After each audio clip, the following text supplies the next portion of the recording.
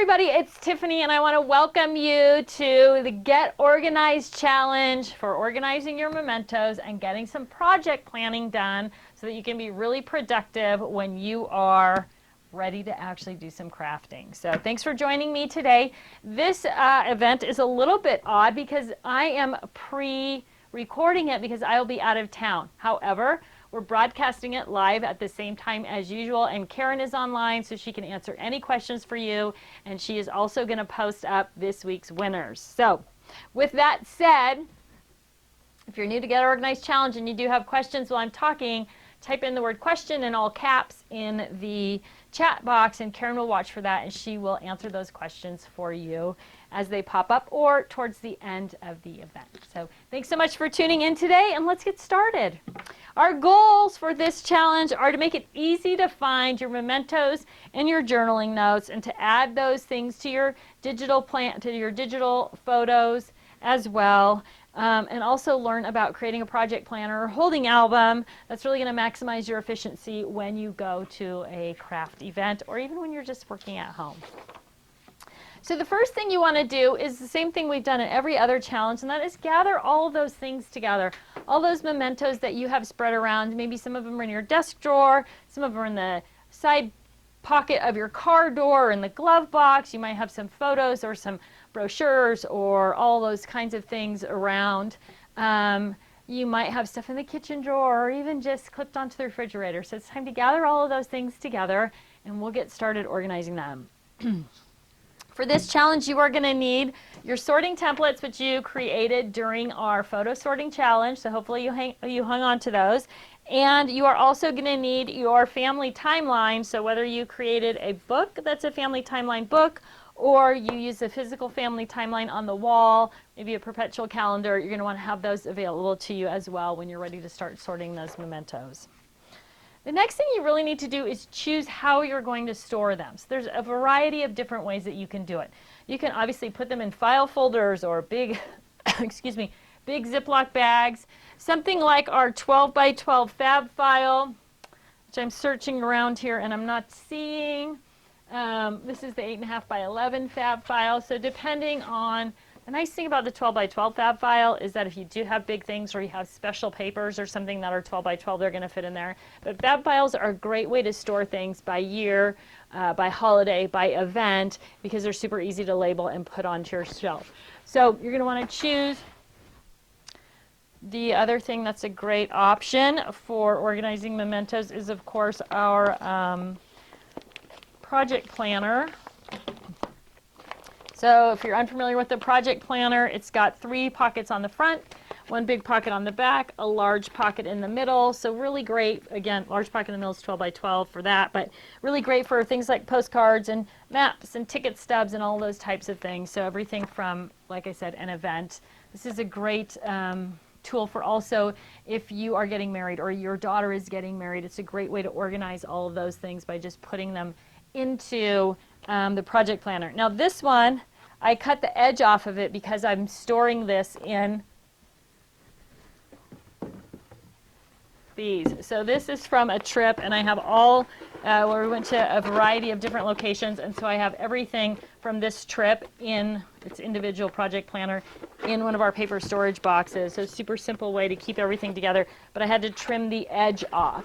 If you're not using it with the edge off, then it does have the 3-hole punch, so it's going to fit in your scrap rack, it's going to fit in your binder, your 12 by 12 binder, all of those things as well. So this is also a great tool for organizing those mementos. So choose whatever storage tool you are going to use, and again, I'm going to encourage you to think about how you craft, where you craft, what's going to be easiest for you to work with. Whether you're traveling, so maybe the 12 by 12 fab file is great because you can just pull the whole box off, drop it into your crop tote.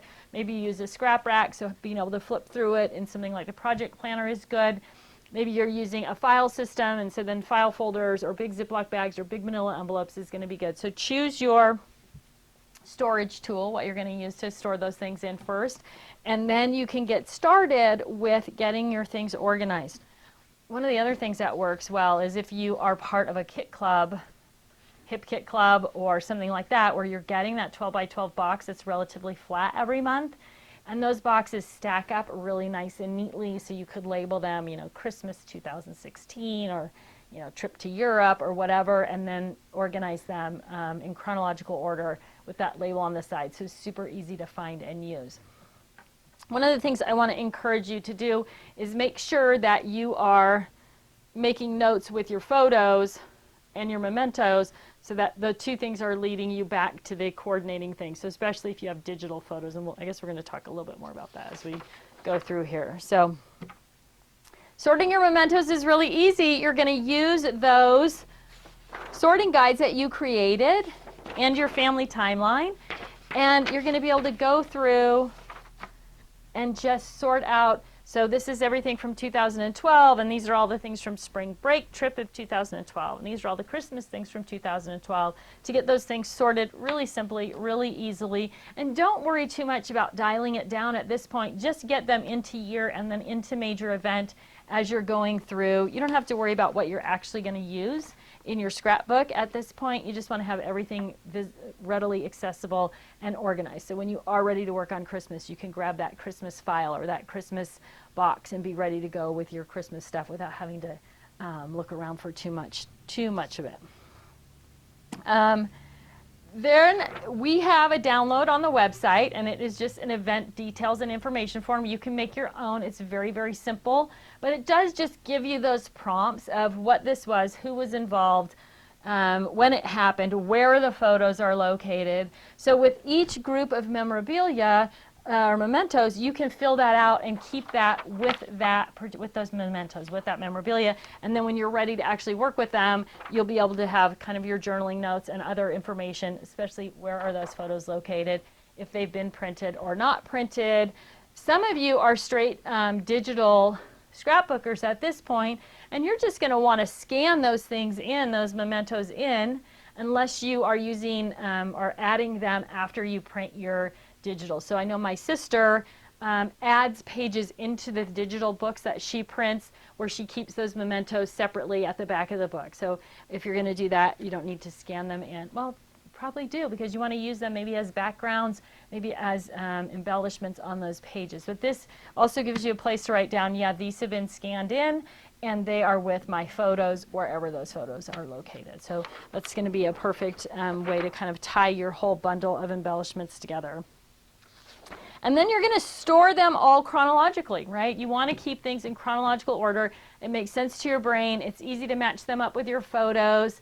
I would really encourage you, one of the questions that comes up every year is, should I separate things out? Like, these are all mementos about Max. These are all mementos about London.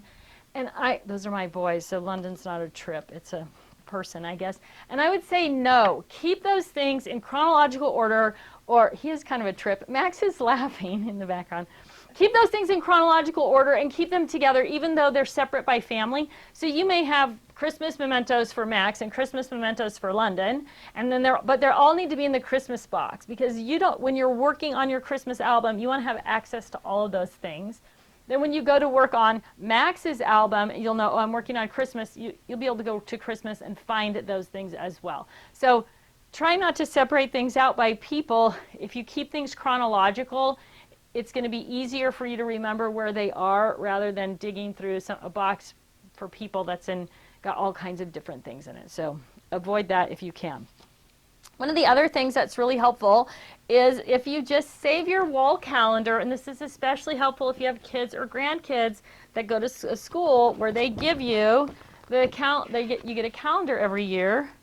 Oh, look, I open right to Max. That's Max right there.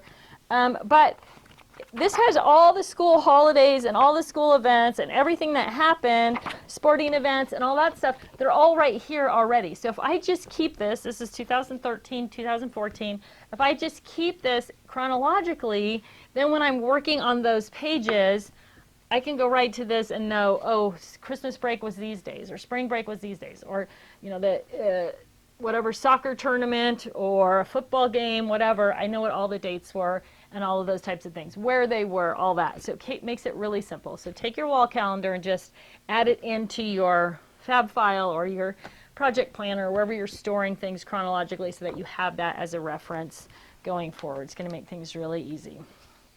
One other thing that I would encourage you to do at this point is just create a simple journal on your phone. It doesn't have to be anything fancy. And sometimes people hear the word journal or diary and they're like, oh my gosh, I can't do one more thing. I'm so busy.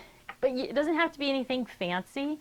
You just know, especially as scrapbookers, when we try to look back on something and remember a date or who was there or some little piece of information, if we just had that easy reference, so even just a Word document, what happened today, you know,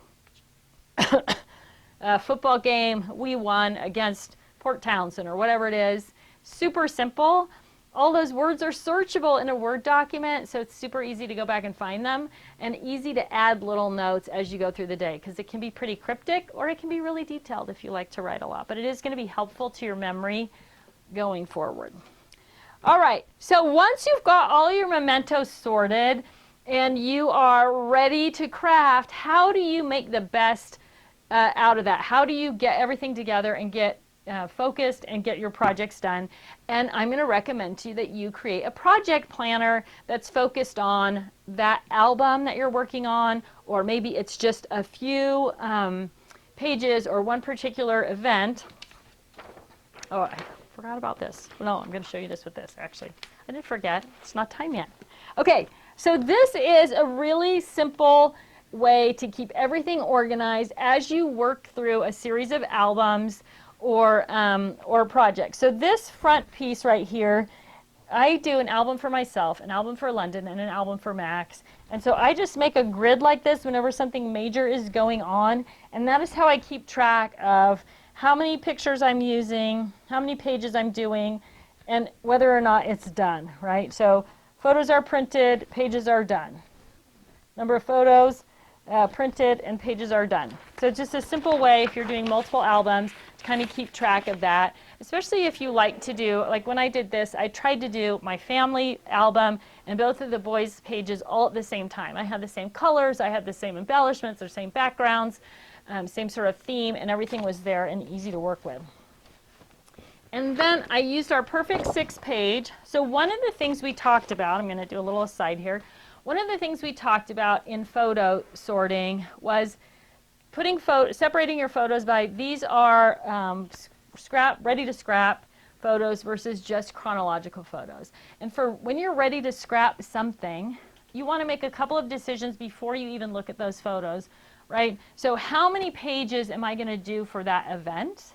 And then how many pictures can I put on a page? So if you choose that number, for me it's 6. I choose 6 4x6 photos for every page that I'm going to do. I usually don't use all 6 of them, but that is the guideline that keeps my brain focused, right? So if you start looking through pictures, especially if you have hundreds of them, which we often do now because digital makes it so easy, it's really easy to get overwhelmed and not make a decision, right? There's too many things going on. It's hard for your brain to dial it in.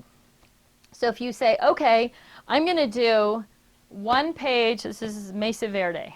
I'm going to do one page of Mesa Verde for London and one for Max, and I'm going to do a double page for myself. So for myself, I'm going to choose 12 Mesa Verde pictures, and for London and Max's book, I'm going to choose 6. And it makes it really easy to move through the process of picking those best 6 or best 12 photos. Now you can save all the other photos and you can keep them in that file on your computer, and if you ever wanted to add pages or do more, you could. But this is an easy way to just actually make choices and get things done. So what I've done is in each of the pockets, and you can do, now I'm doing this with our 4x6 page, our Perfect 6 scrap rack page. You can do it in the file box. You could do it in a 4x6 fab file. You could do it in, just stacks of photos. Anything, if you just follow that same idea, it's going to be easier. You can wrap each set of photos in just a piece of paper with the notes on it. There's all those ways. But once you get them sorted by layout, then it becomes really fast and easy to know how many papers do I need, how much background paper do I need, how many embellishments am I going to need for that. So the empty pockets are the pages that are already done. So I just put a little note in what each page was for and how many pictures I was using or how many pages I was doing. And it made it really simple. It makes it really simple to just move through the whole project and keep everything together. So more photos. And then I even used our scrap rack pages to put all those mementos together for each sort of section of this trip. Now, one of the cool things about this is once you've finished Mesa Verde, Grand Canyon, whatever, if there's still stuff in here, you know that you're done with it. You don't need it. You've scrapped everything you want to scrap. As scrapbookers, we often pick up multiple brochures or maps or coasters, or used to be matchbooks. I don't even know if people still have matchbooks anymore. But all of those little things that we were going to use to, all the little mementos from a trip or from a visit somewhere. So now, once you've done this, you know those pages are done and you can get rid of those mementos. You don't feel like, oh, I'm not sure, or I don't know, maybe I'm going to use those later. You'll know, you'll feel good about it, you'll be able to get rid of them. So it's easy to get rid of stuff. But it just makes it super simple to stay on track and stay focused on whatever you're working on. So you can see different brochures and that kind of thing. One of the things that I regularly get asked is, should I store my products that I'm going to use right in my project planner for whatever I'm doing? Yes and no. So what you don't want to do, you spent all this time organizing your supplies. What you don't want to do is go in and pick things out of all your sort of generic supplies and re-put them somewhere else, right? The goal with this is I'm going to sit down and work on these Grand Canyon pictures, and I'm going to be able to go to the colors that I want and the color embellishments that I want, kind of the basic stuff, and it's all there and it's all organized and ready to go. You don't want to pull it all out and stick it all into something else, right? So unless, right, it is something completely specific to that thing. So this is all SeaWorld stuff. It is stuff I am not ever going to use anywhere other than SeaWorld, and so I can put it right into my project planner in the SeaWorld section, because when I am done with the SeaWorld stuff, anything that I have left is going to be donated or purged or given to somebody else who's been on a SeaWorld trip or whatever, but I'm not going to keep it. Right? And some of you are like, oh, that's going to give me a stomach ache. What if you go to SeaWorld again? I want you to keep this in mind when you're thinking about keeping stuff, right? First of all, the more stuff you have, the more stuff you have to go through to find the stuff you want. So if you can get rid of things that you're not going to use or unlikely to use, it's going to be easier to find the stuff you love and that you want to use. So keep that in mind.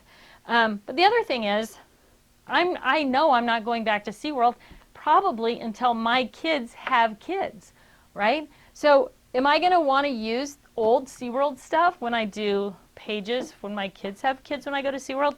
I'm going to say probably not. One of the joys for me is picking out particular things that match whatever event or thing that we were at that are fresh and new and cool and interesting and fun, right? That's part of the joy. So if you're not going back to SeaWorld, now I know there's people who live in parts of the country and they go to SeaWorld regularly, well then you definitely, you're just going to have this in the SeaWorld section of your scrap rack or in your 4-section system.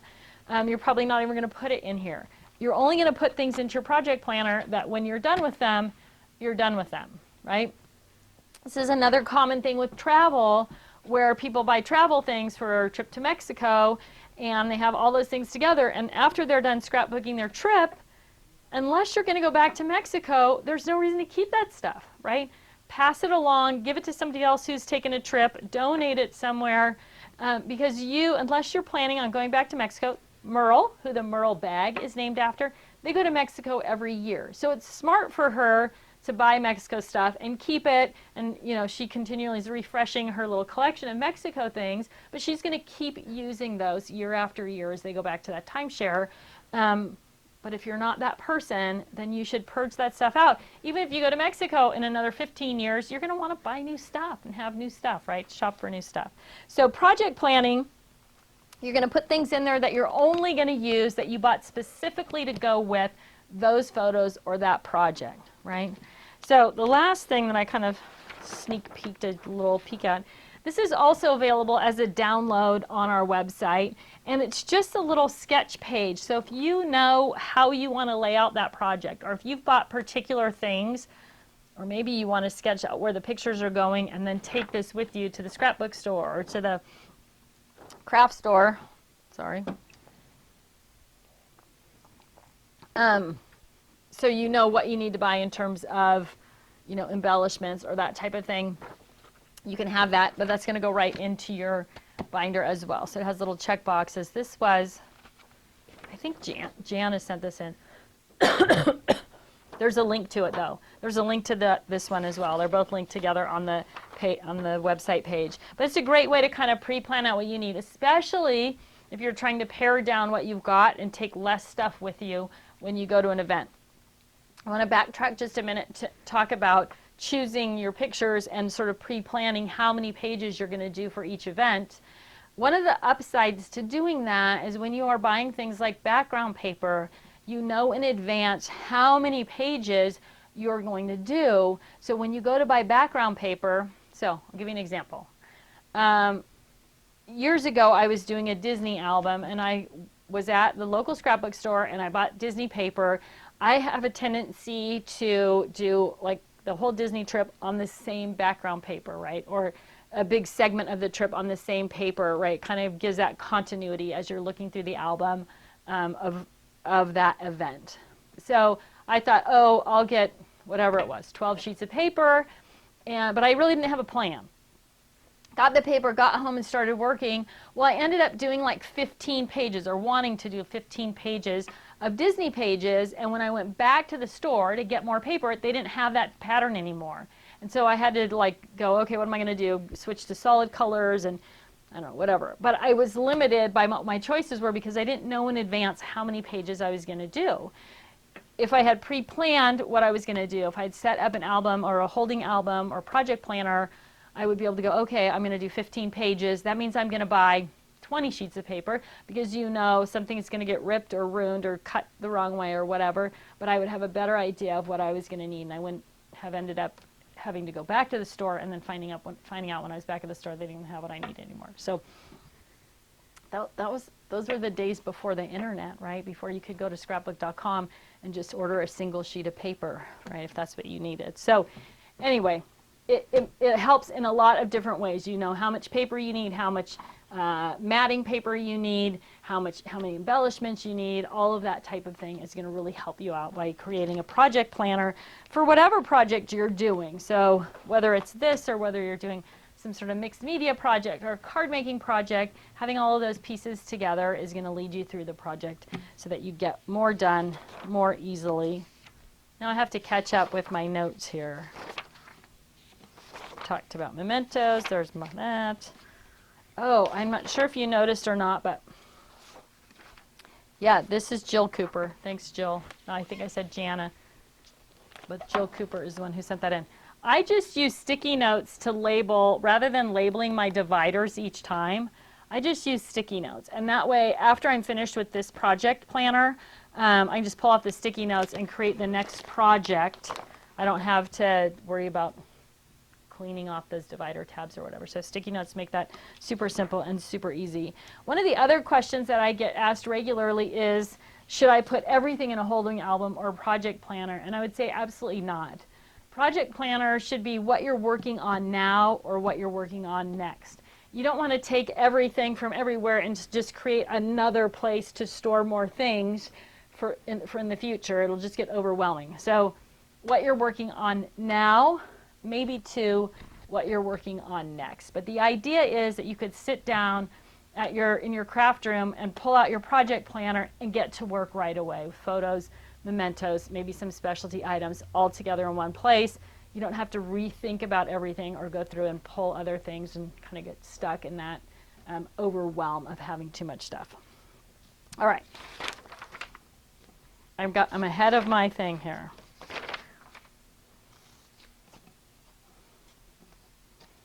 So here's the benefits of using a project planner, which I just sort of talked about. Ease of access, obviously. If you don't have to think about what you're going to work on, if you can just grab it and get busy, that's great. It's great for time as well. You're not duplicating, handling your materials over and over again. You've pulled everything out. You're ready to work on. It's in one place. Super easy for going to a crop or class. Really easy for shopping for coordinating products, which I just kind of touched on. with my paper story, but let's say you are shopping online to work on this album here at scrapbook.com, and you can go through and choose your embellishments and choose your paper and just kind of check that off. Yes, I have everything. I've ordered everything for each one of these layouts that I want to do, and then when it arrives, you're ready to go. Also, if you're working on multiple albums like I do, it makes it a lot easier on your brain because you don't have to remember where you left off for somebody. You just have your little checklist of what's been done and what has not been done. All right, so that is going to wrap up, and we are ready for your challenge assignment. Now, at this point, normally Karen would come upstairs or send up questions. So if you have questions that haven't been answered, Karen will answer them. There's a little bit of a time delay, so check the Facebook group if you don't see it in the chat, and you can always email questions in customer service at totally-tiffany.com, and Leanne will get those questions answered for you. Okay, so what's your challenge this week? So your first challenge is to decide, how am I going to organize my mementos? Am I going to put them in fab files? Am I going to put them in project planners? Am I going to use pizza boxes from, kit clubs? What are you going to do? How are you going to organize? So get those tools first. Then you're going to sort your memorabilia, your mementos, into that filing or storage system, and you're going to use your sorting templates, family timeline to get that done. I'm going to encourage you to definitely create that online journal so you can keep track of things going forward in your life. Remember, you want to label, when you put your mementos in a box, you want to label this with where the photos are, and you also want to label the photos that you have mementos, right? So it's super easy to do that. If the photos are printed, you just put a note with them. If there's digital waiting to be printed, you can just put a note with them digitally as well. I think we talked about that during the photo challenge. If you put a big P, like if this file on your computer is Disney 2018, and you put a big capital P after it, you know that those files have been printed, and you can put a note in there about where to actually find those. So make sure you're tying those things back and forth. Start a project planner for your current or next project, but not for a bunch of projects, just one or two. If you are still sorting photos, you want to sort another container of photos or another year of digital photos. Sort one container of other stuff. So if you're still messing around with embellishments or stickers or something like that, use this week to sort one container. This should be a pretty fast sort for most of you, I would think. A lot of us, the mementos that we have are kind of stacked up or piled up already somewhat chronologically, and it's pretty easy to know where and when those things came from. So that should be a pretty simple part of it. So one container of other stuff, 4 inches of paper if you're still sorting paper. Post your progress on Facebook so you can get entered in for next week's drawing. Or you can email customer service at totally-tiffany.com with just the words progress post in the subject line, and that will get you entered as well. And then last but not least, make sure that you enjoy your reward, right? So you've done a lot of work. You've made it to, this is number 7 in the challenge series. Get through your mementos this week and enjoy whatever reward you have assigned to yourself. It makes it so much more fun when you're actually taking advantage of those rewards. I guess that's it for me. I'm sorry I wasn't here live for you this week, but I'm sure you're in good hands with Karen, taking care of all of your questions and answers, and I will see you next time on the Get Organized Challenge. Have a great day.